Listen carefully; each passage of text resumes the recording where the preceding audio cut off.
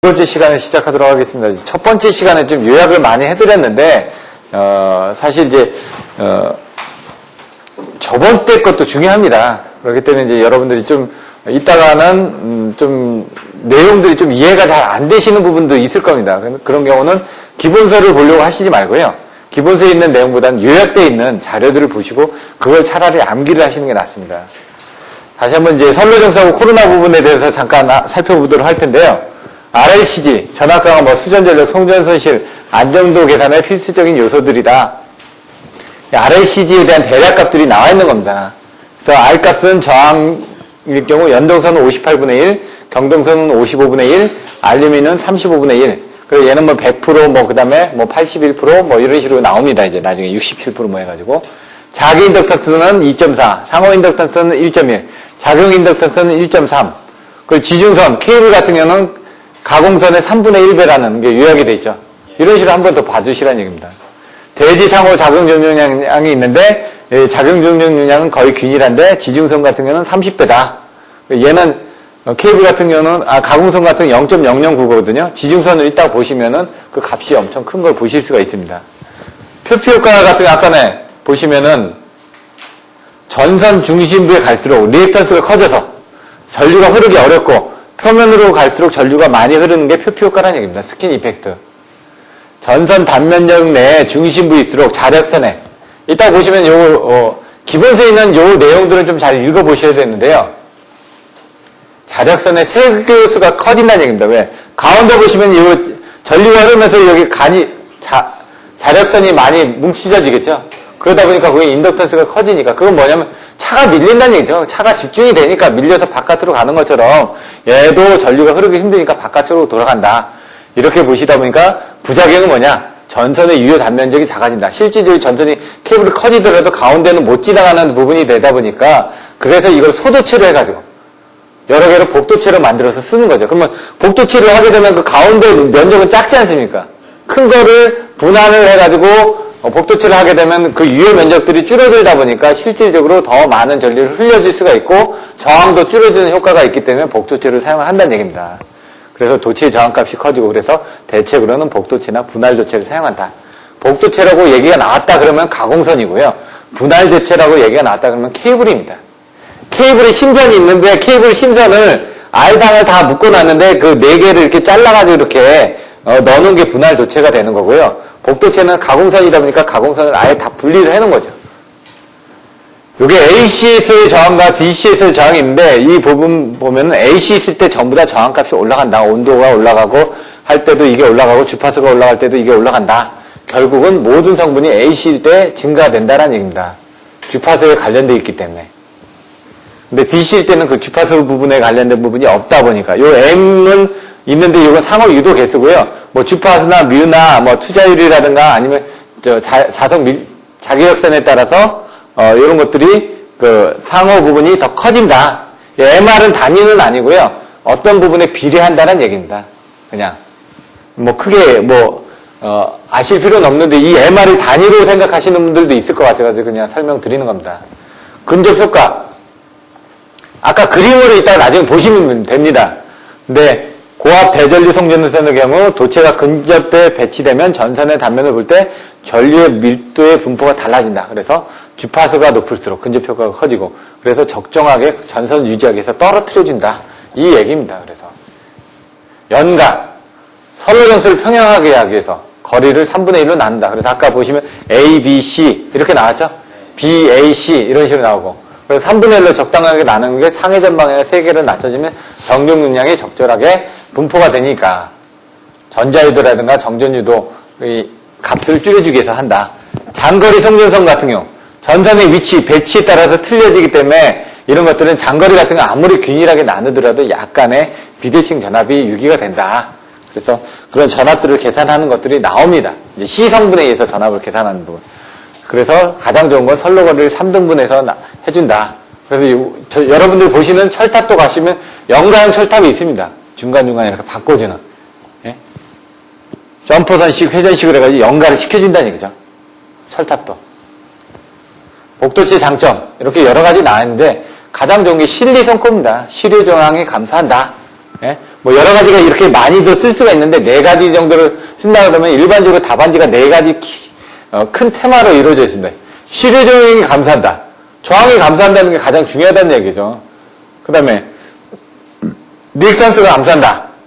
송전 용량이 증대된다. 코로나가 억제된다. 이게 가장 큰 4가지 내용인데 여기서는 더 썼죠. LPC, 그 다음에 코로나 전압, 안정도, 허용전류, 표피효과. 여러분들이 더 갖다 쓰실 수가 있다는 얘기죠. 대부분 다 20에서 30%인데 리액턴스가 감소하는 건 20에서 30%가 감소하니까 용량은 20% 정도 증가할 거고 정정용량은 요거에 반대라고 그랬죠. 그러니까 20에서 30% 증가를 하겠죠. 코로나 전압이 상승할 거고 뭐 안정도가 증가하고 P는 X분의 2SL 사인 세타 이런 수식을 여기다 넣어주기만 해도 그 사람이 그걸 알고 있다라고 채점자는 알 거란 얘기입니다. 그러니까 여러분들이 알아야지 쓰니까 어차피 저거하고 관련되어 있는 수식을 쓰려면 알아야지 쓰실 거 아닙니까? 그래서 그런 것들을 막 갖다 붙이시란 얘기입니다.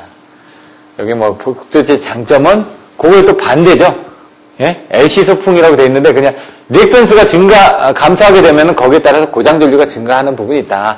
정정용량이 커지면 아까 이게 지금 장점이었던 부분인데 단점이 된다는 얘기죠. 페넌트 효과가 발생하고 충전용량이 커지다 보니까 발적인 자기연자 현상. 요게 지금 5-8에 있는 송전선 충전에 의한 장애 부분이 나오거든요. 이게 이번에도 시험에 나왔었죠. 그러니까 또 나올 수도 있다는 얘기죠. 이제 다음번 시험 때는 이제 고장전류나 이런 것들 이번에 그렇게 크게 안 나왔었으니까 안정도나 이런 부분들, 뭐 이상전압 이런 부분들 이런 데서는 반드시 한 문제씩이 또 나올 겁니다. 뭐 10점짜리가 됐든 25점짜리가 됐든. 그래서 여러분 기본서를 전체적으로 윤곽을 가지고 거기서 시험 문제가 나올 수 있는 부분에 대한 것들은 딱 문제를 빼가지고 반드시 암기를 해서 가셔야 된다는 얘기죠. 진동에 관련된 부분도 미풍진동, 슬리트 점프, 갤러핑, 서브스탐 이렇게 한국어 써니까 못 알아듣겠죠. 그러니까 영어로 써주셔야죠. 예? 스티킹. 그러니까 이게 스티킹이 뭐였지? 근데 한글로 쓴 게 아니라 STICIKNG 이렇게 딱 써주셔야죠. 임피던스법의 장점. 오음법처럼 단위 환산이 필요 없다. 식이 간단해진다. 기억하기 쉽다. 22,900은 거의 5%. 1호사는 10% 정도. 이렇게 보시면 됩니다. 거의 6,600도 5% 정도로 보시면 됩니다. 임피던스는. 거의 5%대가 많습니다. 송전전압이 높아질 경우의 문제점. 전이경도가 커지다 보니까 이런 코로나선 잡음이 증대되고 절연랩율이 높아지니까 기계가 비싸지고 이런 것들을 보시면 될 것 같고요. 이것도 고수열 나왔네요. 고수열. 이렇게. 파일극한 전이경도. 이건 뭐냐면 파일이 되는 부분인데 거기에 대한 기준이 뭐냐. 온도는 20도씨, 압력, 기압은 760mm Hg. 이런 부분이 또 나옵니다. E0는 24.3 M0 M1 델타 D 로그 11m라는 R분의 D에서도 보시면은 이런 그 온도 계수라든가 그 다음에 그 기압에 관련된 B는 뭐 273 플러스 T분의 뭐 그 0.376 이렇게 나오는 부분들이 있거든요. 그런 것들도 계산이 되고요. 직류 같은 경우는 30kV를 견딜 수가 있다라고 되어 있습니다. 왜? 교류는 21kV를 견딜 수 있게끔 되어 있다고 되어 있고요. 그래서 직류에서 더 많은 부분을 견딜 수가 있는 겁니다.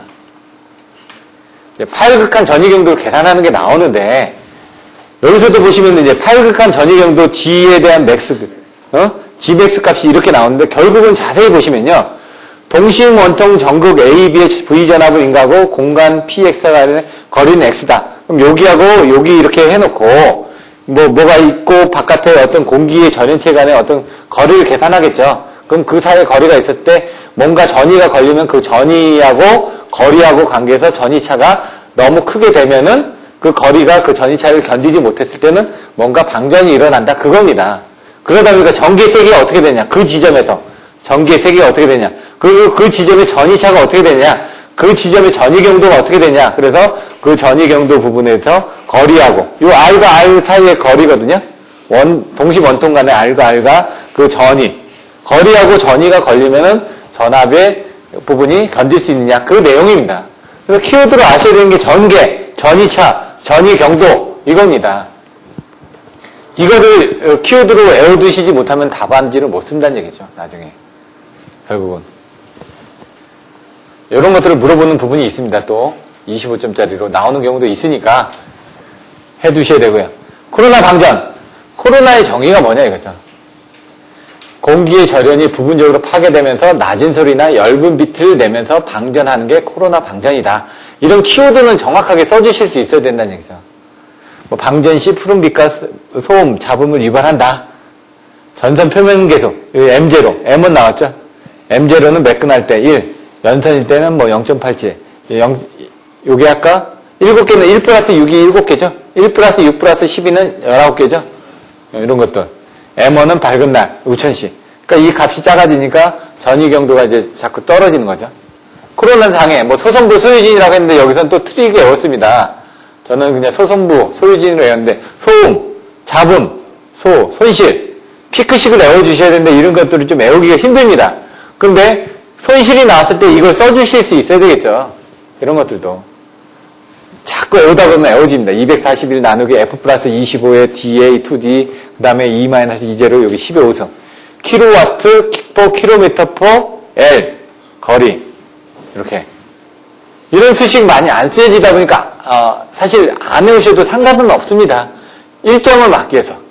719점이 됐을 때 720점을 맞기 위해서 쓰는 거니까, 굳이, 안 외우셔도 상관없는데, 이런 것들을 다 외우고 난 다음에 그 다음에 외우시라는 얘기입니다.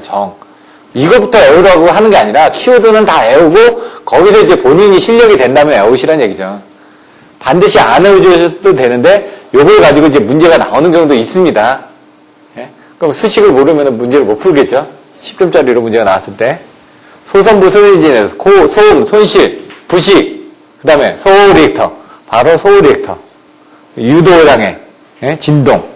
그 다음에 소호 리액터 소호 능력이 저하된다. 일선지락 시 대지전압이 상승한다. 예? 전선의 부식이 촉진된다. 화학적 반응에 의해서 초산에 의해 가지고 질소하고 반응을 해가지고 초산이 발생돼서, 왜냐면 공기 중에서 이 방전을 하면서 공기 중에 이제 그 연소가 되는 거죠. 그럼 이제 수소가스가 발생되면서 공기 중에는 산소도 있지만은 질소도 있거든요. 그게 합해지면 HNO3라는 초산 성분이 발생됩니다. 산 성분이라는 건 녹이는 거죠. 염산, 초산, 이런 거 다 녹인다는 얘기죠. 그럼 어떻게 했냐? 초산이 발생되면 코로나가 어디서 발생되죠? 가공선의 케이블 표면에서 코로나가 발생이 되는데 거기에 초산 성분이 생기면 어떻게 될까요? 산 성분에 의해서 케이블이 녹아내리겠죠. 그런 것들 때문에. 그래서 아까처럼 열화 부분에서도 전기 열화상해가지고 그 부분이 화학적인 부분에 의해서 이런 식으로 없어질 거다는 얘기입니다. 방지 대책, 소선부 소유진, 복표가 이하반, 복도체를 써야 된다는 얘기죠. 예? 복도체, DR 센티미터로 했는 복표, 표면을 매끄럽게. 어디 있나요? 예? 매끄러운 전선이죠? 아까 왜? M0가 표면이 매끄러웠을 때 1이었으니까. 예? 가선근구를 계량하라 이거죠. 여기는 안 나와있네. 그건 왜냐면은 중간중간에 잡아주는 부분을 개선을 하게 되면은 거기에 대한 전위경도가 더 늘어날 수가 있으니까. 복표가 2. 이격거리를 증대하라 이거죠. 아킹온, 아킹린을 채용을 해가지고. 아킹온, 아킹린 채용하면 뭐가 되죠? 그쪽으로 이제 전위경도를 균등하게 만들어지죠. 예? 이 장에서 보시면은 애자의 정전분포가 이렇게 되는데 아킹온, 아킹린을 쓰게 되면 이렇게 돼서 좀 더 균일하게 됐죠. 그럼 여기다 이제 그런 그림들을 그려주시라는 얘기입니다. 앞에서 배웠던. 그러니까 기본서를 여러분들이 탄탄하게 해주셔야 되는 부분이 바로 여기에서 그런 그림들을 그려주시기 위해서 필요하다는 얘기죠. 반도체 유압을 사용해서 애자의 실리콘을 해가지고 표면을 매끄럽게 해주면은 애자에 대한 전위 경도를 또 증가시켜 주실 수가 있겠죠. 이런 식으로 한다는 얘기입니다. 기본서에 있는 책으로 보겠습니다. 선로증수와 코로나. 조금 어려운데 여기서는 좀 많이 좀 보셔야지만 됩니다. 74페이지가 앞에서는 뭐 30페이지 이렇게 되는데 이제 4장, 5장 가게 되면 한 80페이지씩 됩니다. 그 80페이지 되는 부분을 일단 다 읽어주시되 제가 중요한 부분만 설명을 드릴 테니까 그 부분만 읽어보시라는 얘기죠. 선로증수의 개요. 뭐 다른 건 필요 없고요. 여기 뭐냐? 저항, 인덕턴스, 정전량, 누설 컨덕턴스라는 4개의 정수로 이루어져 있다. 선로정수는 4개다.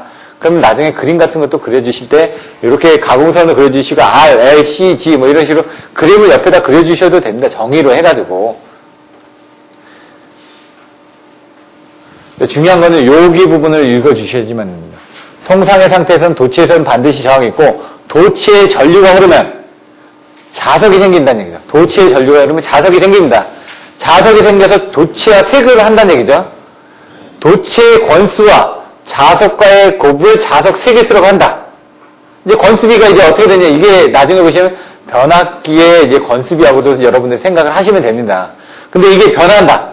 이게 DC에서는 변환이 안 되는 거죠. AC니까 여기에서 얘가 이쪽으로 갔다가 교번을 하죠.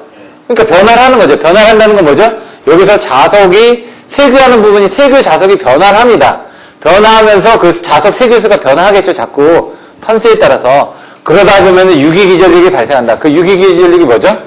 변압기에서는 정전 유도작용에 의한 전자유도작용에 의한 E는 마이너스 L dt분의 D에 의한 역기전력이 발생한다는 얘기죠. 그게 유기기전력이라는 얘기입니다. 똑같이 이 전류 변화가 원인인데 이 기전력과 전류의 시간적인 변화를 관계짓는 게 바로 인덕턴스다. 그 인덕턴스가 우리가 알고 있는 여기서 전압강화로 보셔도 되는 거죠. 변압기를 보시면 여기에 이해가지고 전압강화가 생기죠. 그게 이제 요 자체의 어떤 인덕턴스, 상호 인덕턴스에서 내부적으로 손실이 생겨서 없어지는 부분이다 이거죠. 변압기에. 그렇게 이해를 하셔도 된다는 얘기죠. 그리고 도체와 도체 사이 또는 도체와 대지 사이에는 정전용량이 존재한다. 이 정전용량이 뭔지 알고 있죠? 자기 정전용량, 상호 정전용량, 작용 정전용량 이런 식으로. 이런 내용을 이제 기본적으로 읽어가지고 계시고요. 이런 그림을 그려주셔야 된다는 얘기죠. 도체에서는 RL, CG. 근데 G값은 R값의 역수인데 크기 때문에 무시를 한다는 얘기죠. 나중에 이제 여러분들이 이런 부분들이 이제 송전 특성에 가서 장거리에 대한 것들을 할 때는 이런 그림이 나옵니다. 장거리에서 또 그때 가서 다시 한번 보시면 되고요. 여기도 내용 나와 있습니다. 보시면은 여기 보시면 집중 분포 돼 있죠. 여기 보시면 짧은 송전선로 긴 송전선이라도 계략 계산을 할 경우는 계산을 간략하기 위해서 선로 정수를 한 군데 또는 수 군데에 집중되어 있는 걸로 취급한다. 이게 여러분들이 다음 장에 배우고 계시는 송전 특성에서 단거리, 중거리의 송전 특성은 바로 집중 정수회로로 이제 계산을 하게 된다는 얘기입니다. 근데 장거리 같은 경우는 정밀한 계산을 하기 위해서 선로 정수가 전선로에 따라서 균일하게 분포되어 있는 분포 정수로 계산한다는 얘기입니다. 이런 내용들 알고 계시고요. 뒤에 다시 또 내용이 나옵니다. 근데 뭐라고요? 선로 정수는 전선의 종류, 크기 및 전선의 배치에 따라서 정해진다. 하지만 전압 또는 전류, 역열 등에서는 아무런 영향을 받지 않고 뭐라고요? 종류, 크기, 배치에 따라서 정해진다는 얘기입니다. 지금 왜 간격이라든가 이런 것들에 따라서 틀려지는 거지. 예? 그 종류가 어떻게 되는 거지에 따라 틀려지는 거지. 뭐 전압에 따라서 틀려지는 건 아니다. 뒤에 보시면은 뭐 전류 밀도가 증대하면 발열에 의한 온도 상승 때문에 저항이 증대한다. 이건 그냥 보시면 되고요. 여기 보시면 또 다른 게 있습니다. 고고압 송전선로에서 코로나가 발생하면 정전용량이 약간 증가하거나 누설 공동선수가 커지는 경우도 있다. 이런 건 이제 특례로 취급돼야 된다. 특수한 경우니까 여러분들 아실 필요는 없다. 하지만 이제 컨셉이 되어 있기 때문에 이게 뭐냐면 앞에서 이제 애자의 정전용량에서 애자의 정전용량 때 코로나 때문에 뭔가 된다는 내용이 책에 잠깐 나와 있었습니다. 언급이. 그 내용하고 똑같은 내용입니다. 근데 모르셔도 됩니다. 하지만 그 안에 내용하고 중복이 된다는 것만 알고 계시면 될 것 같고요. 이제 저항입니다. 저항은 R은 로분의 AL 요 정도만 알고 계시면 됩니다. 나머지는 읽어보시면 되고요. 고유저항력 해가지고 여기서 이 C가 아까 뭐라고요? 58분의 1 예? 55분의 1 그 다음에 35분의 1 그게 들어간 겁니다. 이제 그러면 그게 이제 97% 61%가 나옵니다. 58분의 1이 들어가면 어떻게 될까요? 58분의 1이니까 딱딱 없으니까 100%가 나오겠죠? 여기다가 55분의 1이 들어가면 97%가 나옵니다. 여기다가 35분의 1이 들어가면 61%가 나옵니다. 계산을 해볼까요? 35분의 1이니까 이 35가 이쪽으로 올라가거든요. 35 나누기 58이 61%가 나오는지.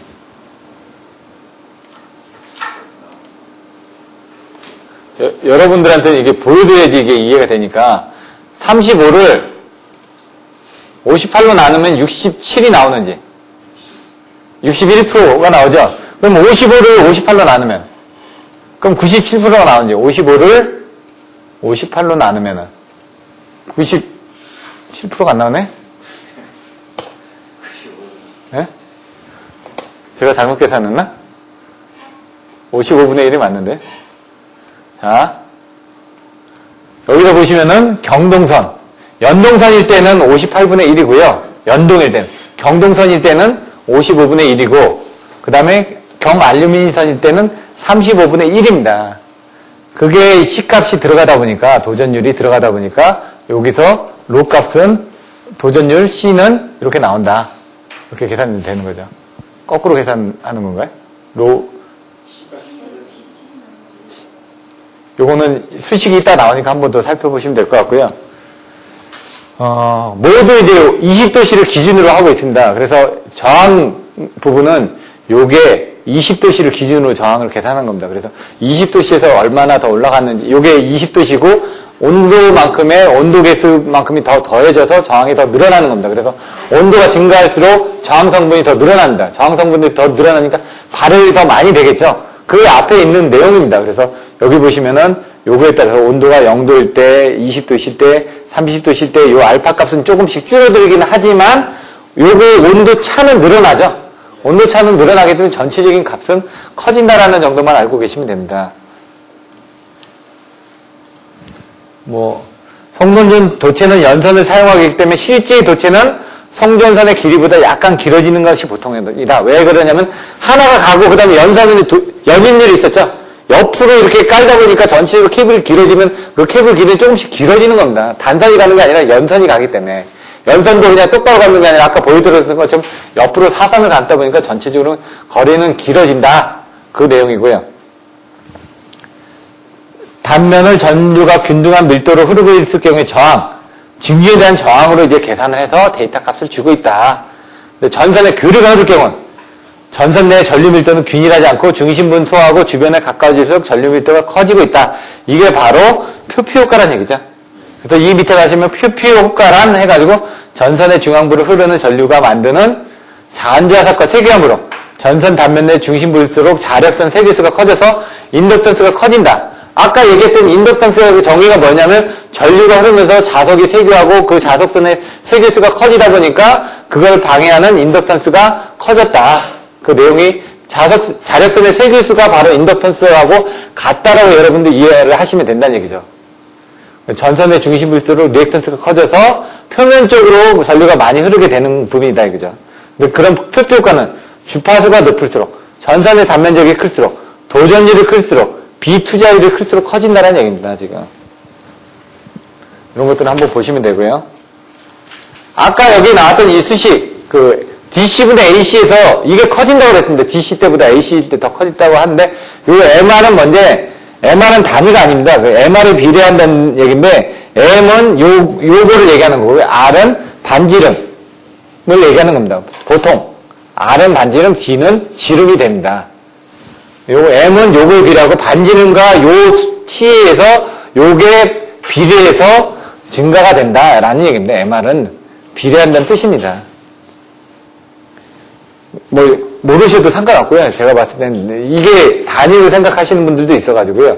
M은 이렇게 해가지고 아까 주파수에 비례하고 투자율에 비례하고 고유저항했는데 반비례하고 이렇게 된다는 얘기다. 이건 보시면 단면적이 1500스케일을 넘는 전선을 사용하는 경우도 있다. 그래서 표피 효과로 온도는 이렇게 증가된다. 저항이 증가되면 온도도 증가되겠죠. 그래서 어차피 가운데 전류가 많이 흐르니까 그쪽에 강심선을 사용하거나 이렇게 사용을 한다는 얘기죠. 여기 이제 표피 효과의 개념점입니다. 그림을 그려주시면 되고 여기서 보시면은 60Hz일 때 증가되죠. 50Hz일 때 이렇게 떨어지죠. 근데 중요한 건 이 온도에 따라서 이 온도가 50도씨, 63도씨, 75도씨일 때 얘가 단면적인 반비라는 것처럼 보여지죠. 요거는 그런 것만 좀 보시면 될 것 같습니다. 자, 보시면은, 요게 조금 전에 보셨던 것처럼 요게, 50Hz하고 60Hz. 60Hz일 때 더 커지죠. 50Hz보다. 근데 이제 온도에 따라서 얘 값이, B가 조금씩 줄어드는 걸 보셨죠? 그 수치를 나타내는 겁니다, 그냥. 큰 내용은 없고요. 그 다음에, 복도체 아니면 분할도체를 사용해서 대처를 한다. 표피작용을 줄여주기 위해서. 그 내용을 알고 계시면 될 것 같고요. 인덕턴스입니다. 인덕턴스의 정의. 요거 DI가 아니라 DT거든요?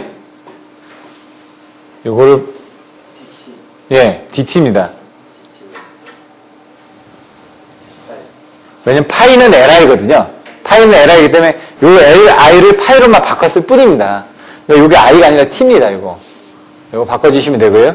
이제 한번 읽어보시면은, 먼저, 하나의 회로의 전류를 흘리면, 전류가 흐르면 뭐가 생긴다고요? 주변에 자개가 발생한다고요. 자개가 발생하고, 그게 자석하고 세교가 된다고 그랬죠. 자석 세교수에 의해가지고, 그게 변화를 하게 되면은, 기전력이 유기가 된다고요. 이게 여러분들이 알고 계신 전자유도 작용이라고요. 자세히 읽어보면, 하나의 회로의 전류가 I를 흘리면, 전류의 주위에 자개가 발생하고, 그 회로는 자체의 전류에 생긴 자석과 항상 세교를 한다. 이때 전류 I를 변화시키면 전류에 의한 자석과 세교수가 변화하고 이 자석의 변화를 방해하려는 방향으로 기전력 E가 유도된다. 이게 뭐라고요? 역기전력이 유도된다. 그래서 마이너스를 한 거죠. 방해하려고 흐르다 보니까 반대 방향으로 해서 역기전력이 들어간 거고 그때 L 값이 생긴다는 얘기죠. 왜? DT분의 DI인데 이 L이 뭐라고요? 인덕턴스라고요.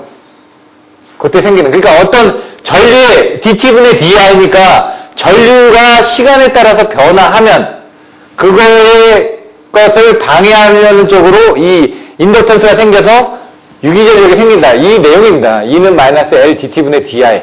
이게 바로 전자유도작용에서 변압기에 생기는 역기전력이라는 얘기입니다. 역기전력 E는 세교자석 시간의 변화의 비율로도 표현되므로 이 L은 파이는 LI입니다. 파이는 LI니까 이 L과 I를 빼니까 D파이가 되는 거죠. 그 E는 DT분의 D파이가 됩니다. I가 아니라 파이의 시간적인 변화예요. 그러니까 시간적이니까 이게 I가 아니라 T겠죠. 위에 두 식을 볼 때 L은 또 바꿔주게 되면 어떻게 될까요? 여기 파이 LI 있으니까 요 수식하고 요 수식을 넣게 되면 결국은 DI분의 D파이가 됩니다. 파이는 LI라고 했으니까 예? 여기 이렇게 되는 거죠. 투자율이 일정하다면 이렇게 가지고 나오는데 넘어가시고요. 그러니까 결국 뭐다? 파이는 LI다. 여기서 여러분들이 알고 계시는 건 E는 마이너스 L DT분의 D파이하고 파이는 LI라는 것만 알고 계시면 된다는 얘기죠. 자, 그러면 여기서 이제 L이 뭐라고요? 자기 인덕턴스라고요. 아까 열심히 떠들었던 인덕턴스라고. 인덕턴스의 정의가 뭔지는 아시겠죠? 도체의 전류가 흐르면서 생기는 자석과 그 다음에 자석의 세기수에 대한 변화에 따라서 역기전력이 생긴다. 그때 관여하는 어떤 정수가 바로 인덕턴스다. 이겁니다. 자석과 전류와의 비를 자기 인덕턴스라고 한다. 그러니까 자석과 전류. 이제 내용을 알고 계십니다. 파이는 LI니까 자석과 전류와의 비를 인덕턴스라고 한다. 그러니까 L은 자석과 전류와의 비다 이거죠. 비율. 이렇게. 자석 파이는 자기 인덕턴스와 전류와의 곱으로 표현된다. 근데 이런 것들이 비투자에 일정하다면 뭐 세개하는 총 자석수로 표현된다. 이렇게 돼 있고요. 요는 요 상호. 유기대를 두 개가 흘릴 때는 상호 이도계수가 있어야 될 거 아닙니까? 그래서 하나일 때는 L이었지만 두 개 했을 때는 M으로 표시한 겁니다. 상호라는 부분으로. 똑같은 인덕턴스인데 상호 인덕턴스이기 때문에 그냥 M으로 표시를 한 것 뿐입니다. 용어는.